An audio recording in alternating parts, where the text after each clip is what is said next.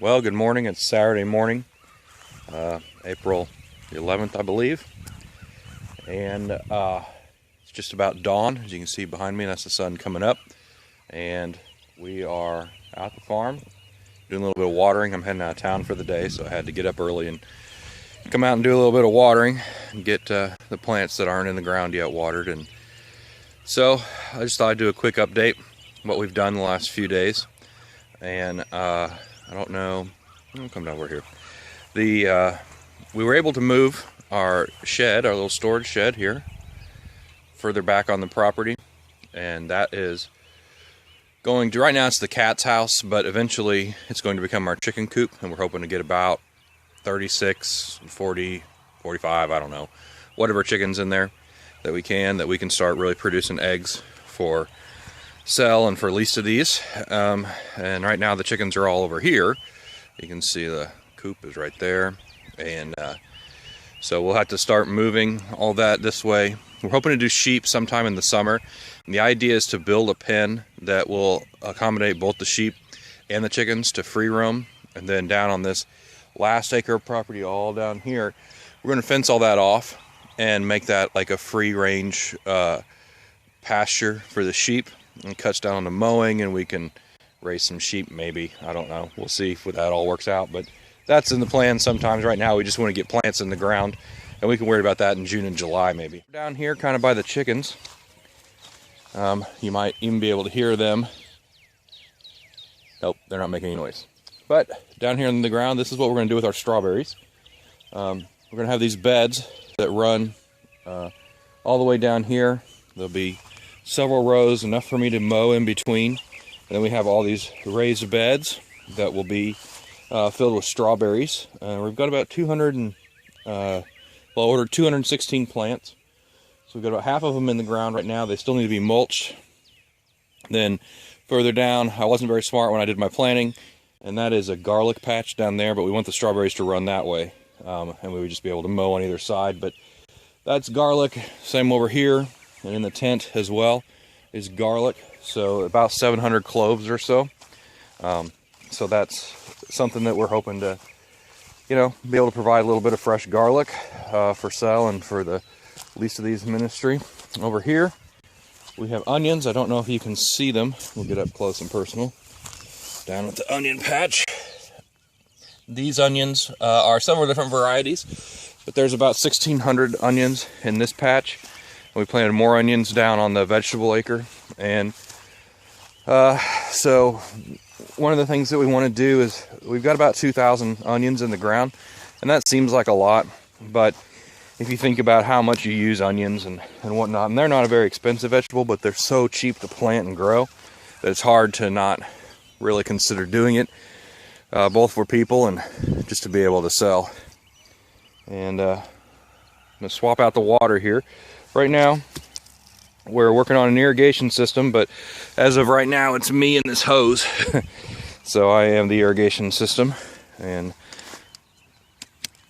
we have a nice little wellhead here.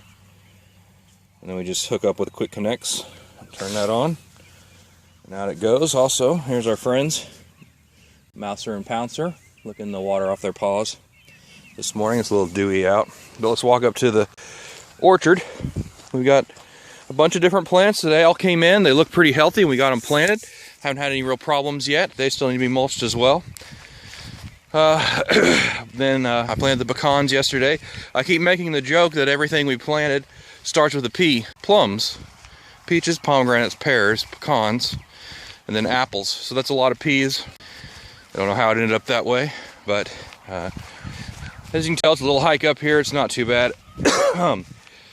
This is where you've seen some of my video updates in the past. And let's see, we can look at some of our trees here. This is one of the plums. This is a Santa Rosa plum. You can tell it's a pretty healthy looking plant. They were coming out, they came out pretty early. And then we've got some methley plums, a bunch of different kinds of peaches and apples and all that. Back here we have, well, these are the pawpaws. I don't know, let's see. They were pretty small, but they're just now starting to leaf out. And we use these pallets here because a pawpaw is an understory tree. So as a young tree, these are 2 years old, 2-year-old saplings. They require a lot of shade. So they're used to growing under trees along riverbanks and stuff like that, not out here in the middle of the field. So we put up these pallets to provide an artificial shade for the first couple of years, keep them, hopefully keep them alive. Protects them a little bit from the wind. They have really large leaves, so when they're a young sapling, that also makes it hard. We look down here, we got some rhubarb that we've started, that was given to us. And the water, I gotta water a couple trees here. We'll go ahead and turn that off though.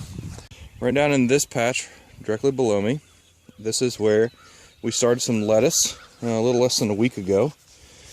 And there we can see it's just now starting to come up. So that's exciting. And then down at the other end of the rhubarb, all through here is asparagus. The lettuce goes up quite a ways. And then there's more onions, some purple onions. I think they're called cotton candy or something, supposed to be super sweet, purple onions. I don't know. But we were able to get, this is a pile of leaves and poop that'll be turned into some compost. And then right next to it is a pile of mulch. And that pile was free actually. It's actually lot scrapings that was given to us by Nixa Hardware. And they have been really good to us and just helped us a lot as we get started. Really great company. But one of the things that we see over here, this is a pomegranate. And they are more of a shrub than an actual tree. But they can get as high as 20 feet tall, so you keep them trimmed down and shaped out so that you get the fruit that you want. They're a little outside their hardiness zone here, but we'll see. It's really close. So if we don't have a bad winter next winter, they'll probably establish very well and it'll be fine. We've ordered a system. We're going to do a drip irrigation system. That's just it's a low volume, low pressure system that is probably the cheapest, most economical. We could put it on timers, all that kind of good stuff. So, and here is one of our pecans that needs a little bit of water. So I'm going to soak this down real good. So, it's really a gorgeous morning, as you can tell. Who'd have thought morning's gorgeous? Not me. I usually sleep through them. We're getting to that place where soon we're going to start needing a lot of volunteers here at the farm. We got to continue to till up the areas that we've plowed. We got to get those blueberries and those blackberries and the grapes planted. That's quite a bit of work. We got to then start thinking about vegetables. We're going to be at the middle of April here this week, so only a couple weeks from starting tomatoes and cucumbers and a lot of those plants. And so we're just going to need help getting all those in the ground and getting the irrigation system set up, all of those things. So if you or somebody you know, you have a church group, a civic organization like the Scouts or a Rotary Club, or I don't really care who you are, if you want to come get your hands dirty, then we appreciate the help. Of course, if you can't, for some physical reason, then that's understandable. We can always take a cash donation to help us get some of the supplies we need. I'd rather have people though. I've always been one that the mentality is God owns everything. So since we feel like He's led us to do this, we know that He'll provide the dollars and cents to make it happen. And really what we need is people to get out here and get their hands dirty. So you can get in touch with me through Facebook or email or whatever you want to do through the website. And just schedule a time. I'm pretty open to meet you whenever, to meet your group whenever, to come out and just help us get things going. And we're hoping for a really good year this year. Things have started off well. It's really been not easy. It's hard work, but we haven't run into too many difficulties. A little bit of maintenance problems here and there, but other than that, that's just normal stuff. So really hoping these trees will take off and we'll be on our way to producing some good fruit. Probably next year we won't take fruit the first year because you want the tree to focus on growing. And so get some water on these trees and call it a day. But one other thing we're doing is we're working on a kind of a beautification, I guess you might say. Something at the gate to make it look nice. It's kind of pretty trashy, was pretty trashy up there, so we're going to reclaim some of the metal and whatnot that was up there, and for our sheep pen, and rebuild a picket fence and paint it white and do all those things that make it look like a nice farm that people are actually working. And so anyway, there's all kinds of jobs to do out here, from you know, just simply watering like I just did, or there's a bunch of manure left in this field that we'd like to pick up and put in our compost pile before it just rots away.